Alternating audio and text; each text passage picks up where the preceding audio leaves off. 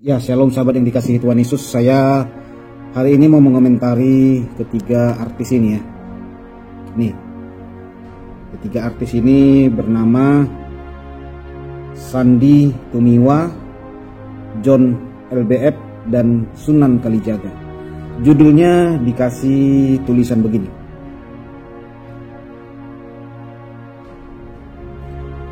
Saya bacakan ya. Lakum dinakum waliyadien. Itu saudaraku judul yang dikasih. Yuk kita dengar apa pernyataan dia. Banten bagaimana itu case-nya, karena itu masih bergulir juga. Itu segera ditanyakan juga ke kawan-kawan kita yang ada di Banten, karena ada 34 organisasi juga yang sedang laporkan, yang juga sudah melakukan melaporkan ya, yang nanti prosesnya saya tidak pernah disuarakan juga dengan teman-teman media biar tahu juga. Karena ini sudah terjadi benar-benar terulang-ulang. Mungkin cuma satu inilah pelakunya. Ya, ini dia bikin gaduhnya. Gitu. Jadi mana-mana masih berkeliaran terus, dan masih ketawa-ketawa. Gitu. Pertama-tama saya ingin menanggapi dulu ya dari wawancaranya oknum dokter tersebut menanggapi laporan ya sedang berjalan. Dia menyatakan di situ dia tidak perlu meminta maaf kepada siapapun karena dia bilang bukan saya yang bicara. Oke. Lalu dia sudah bilang juga bahwa saya sudah berkonsultasi dengan pengacara hebat, pengacara senior, katanya itu nggak masalah. Anggap aja nggak ada laporan itu. Ya. Jadi anggap remeh lah. Lalu dia juga ya merasa bahwa itu bukan kesalahan dia. Pertanyaan saya begini, pemilik channel atau akun YouTube siapakah itu? Ya, kenapa yang dia selalu bilang saya dekat dengan teman-teman Ustadz? Nah, kenapa lo sebelum rilis itu kenapa lo nggak nanya sama Ustadz? Lo harusnya nanya sama Ustadz. Ustadz, ini coba dilihat deh.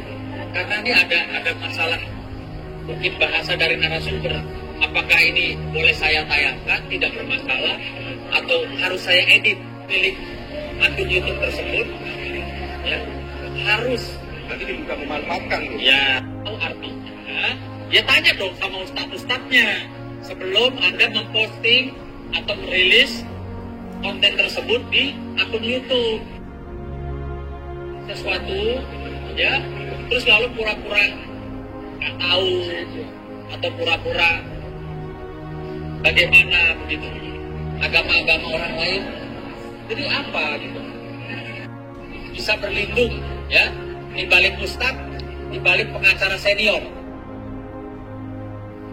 Kami percaya bahwa Tuhan Allah itu ada ya, Tuhan itu ada yang dimana kalau sampai Tuhan marah akibat ya dugaan kami hal-hal yang dibuat oleh oknum dokter kecantikan ini gak akan ada bisa menolong ya, gak akan ada bisa bersembunyi, gak akan ada yang bisa menolong Anda. apa namanya itu? Saya minta ya kepada penegak hukum juga jangan sampai ya jangan sampai orang yang merasa saldonya banyak ini bisa mengatur hukum ya, bisa membeli segalanya. Ya, ini kalau bicara masalah agama, bicara kepercayaan, bicara kebesaran Tuhan, hati-hati. Itu kan hari ini saya komentari masalah agama. Beberapa waktu lalu saya keberatan dengan tindakan oknum tersebut. Dan sudah dipenjara orang.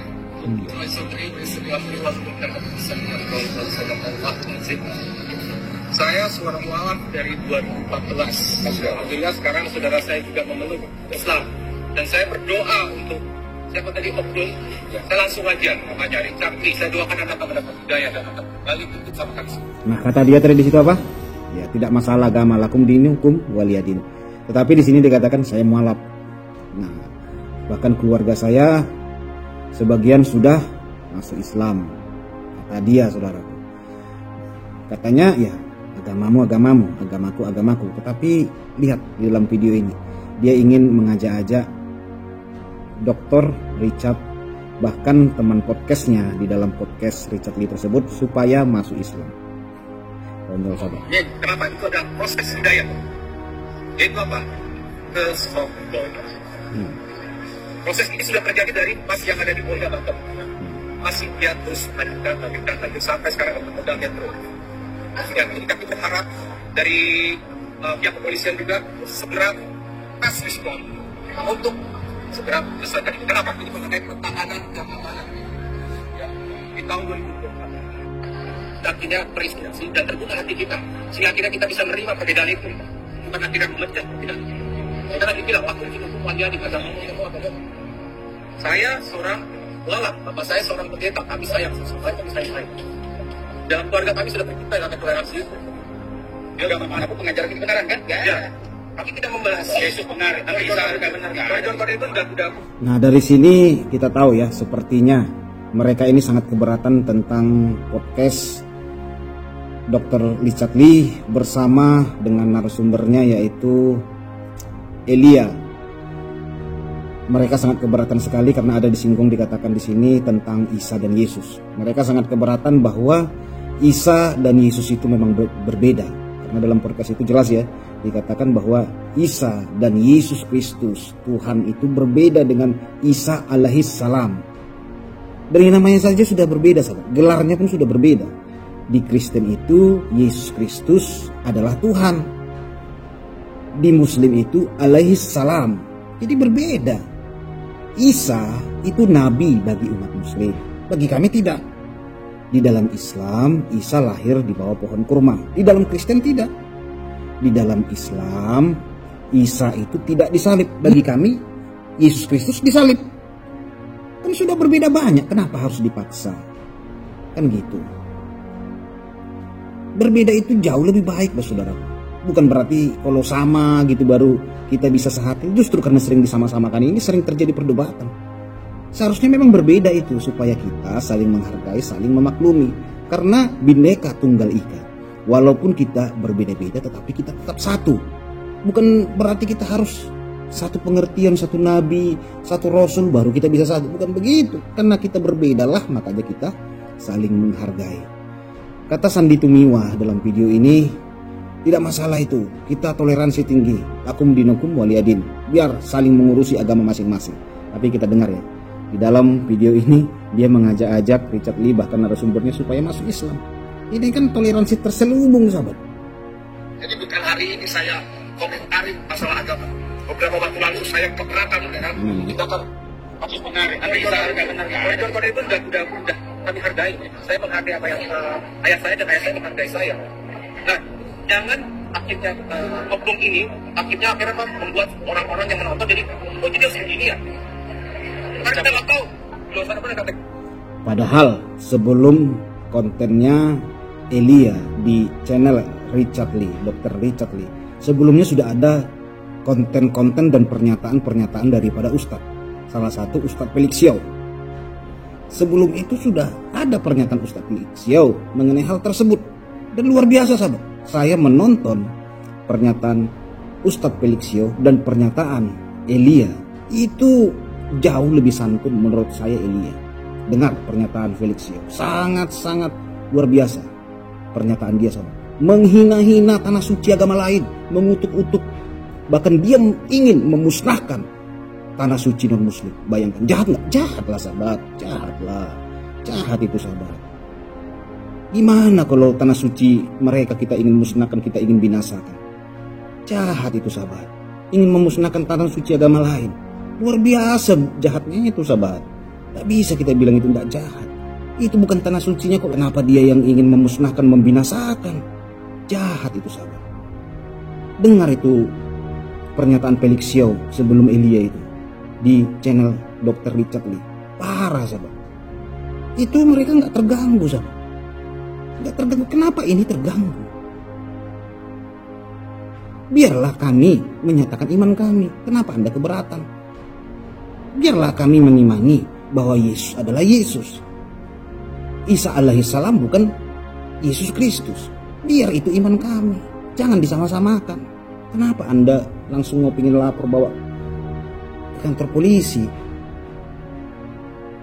Heran kita semua. Tapi ada apa sih dibilang karena penyakit kita jadi bentrokan dan sudah terjadi kemarin-kemarin kan. Nah itu kan jadi efek memang. Nah, pernyataan Felixio di konten Dr. Richard Lee, bentrok nggak? Bentroklah dengan iman kita. Parah itu sahabat, dia ingin menghancurkan tanah suci kita. Kalau kita agama barbar, kepercayaan barbar, sudah pasti kita angkat senjata sahabat. Kita serang itu Felixio ingin menghancurkan tanah suci kita. Gimana kalau kita katakan begitu ke tanah suci mereka? Logika sajalah. Jahat itu sahabat. Nggak bisa kita bilang itu baik. Itu loh. Apa? Butterfly effect apa yang diucapkan? Itu yang sering klarifikasi. Ya kan? Kamu bisa bertanggung, kamu bisa sangat dan budaya, tapi kamu nggak tahu nanti di akhirat kan. Nah ini saudaraku yang terkasih. Katanya toleransi. Tetapi dia mengancam, kamu bisa selamat di dunia ini. Artinya karena mereka non-muslim, dia tidak selamat. Yang selamat hanya Islam bagi dia. Kamu bisa selamat di dunia ini. Katanya toleransi, Sandi Tumiwa. Tapi ngajak-ngajak orang pindah agama. Toleransinya gimana? Ya bebaskanlah dia, memberikan hak iman dia, membela iman dia. Biarkan dia non-muslim. Itu baru toleransi. Untuk Dr. Richard Lee, saya sarankan untuk meminta maaf. Oke, Bang Sandi izin ngomong pertama. Ya, kalau segala hal diselesaikan hanya dengan maaf. Oke, kita sebagai muslim, kita bisa tabayun, ya, kita bisa memaafkan perbuatannya. Tapi saya perlu sampaikan, permintaan maaf kami akan memaafkan. Kalau kamu minta maaf, kami akan maafkan. Kalau minta maaf ya maafkan saja. Itu loh sahabat yang terkasih. Ya maafkan sajalah. Maafkan kok memenjarakan orang. Ya, biarkan dia membahas imannya. Kenapa Anda keberatan? Tapi maaf, proses hukum akan harus terus berjalan ya. Gitu. Dan saya jangan sampai tabayun itu. Ya, maksudnya gini loh Pak. Tidak mendidik generasi kita tabayun itu ya. Kalau salah kita maaf selesai. Ya bisa. Nggak bisa. Saya harus bilang. Apalagi sudah berulang. Saya sudah bilang ya. Teman-teman media kalau highlights kalimat saya ini. John L.B. ini orang yang fokus. Saya orang kalau sudah mengerjakan A sampai tuntas. Tidak pernah saya setengah-setengah. Dan saya tadi sampaikan, saya akan berkonsultasi dengan pengacara saya. Insya Allah dalam waktu dekat saya akan melaporkan oknum dokter kecantikan ini. Supaya apa? Ada efek jerah. Karena saya... Dr. Richard Lee, lihat channelnya itu Pak. Banyak juga situ konten-konten Islam. Kok lucu sekali. Saya nggak tahu siapa ini ya. Ini John LBF. Yang saya tahu sih artis Sandi Tumiwa. Siapa ini? Sunan Kalijaga gitu ya, sama John LBF ini saya nggak tahu siapa semua. Oh kamu salah, oh kamu benar, bukan saya. Ada kepolisian Republik Indonesia yang saya berani nyatakan Polri presisi akan lulus. Salah, benar. Polri siapa, pejabat berapa, jabatan berapa, salah. Supaya apa? Kembali lagi, saya ini kan orang suka memberikan edukasi, memberikan masyarakat kita ini lebih cerdas gitu. Edukasi, tetapi begitu nggak bisa menjawab, penjarakan orang. Gimana itu saudaraku? Seharusnya jawablah. Itu loh pernyataan Dr. Richard Lee atau Elia itu ya dijawab saudaraku. Data jawab data. Jangan nggak bisa jawab, penjarakan orang, lapor polisi. Dijawablah, tunjukkan data. Kalau memang itu sama, tunjukkan data melalui ayat di kitab suci masing-masing. Kan seharusnya gitu kan? Tunjukkan data. Kalau keberatan tentang Isa dan Yesus, ya tunjukkan data di kitab suci Anda. Nih, ada ayatnya loh, bahwa Isa itu adalah Yesus. Nih, di dalam Al-Quran, di dalam hadis. Tunjukkan, bacakan. Simple kan? Ya kan data yang disampaikan, ya lawanlah dengan data. Jangan nggak bisa jawab, langsung penjarakan, lapor polisi. Lucu sahabat. Lucu. Kan nggak masuk akal sahabat. Bukan memecah belah. Dan saya juga menambahkannya. Nah begitu sahabat ya, pernyataan dari mereka-mereka ini, betapa mereka sangat keberatan sekali mengenai konten tersebut. Dan saya sudah jawab beberapa hal tadi ya, dan sangat jelas sekali. Ya saya rasa tidak ada di dalam konten tersebut mereka merendah-rendahkan Nabi Muhammad, mereka merendahkan Al-Quran, merendahkan orang Islam, mereka tidak ada merendahkan Allah Subhanahu wa taala ya.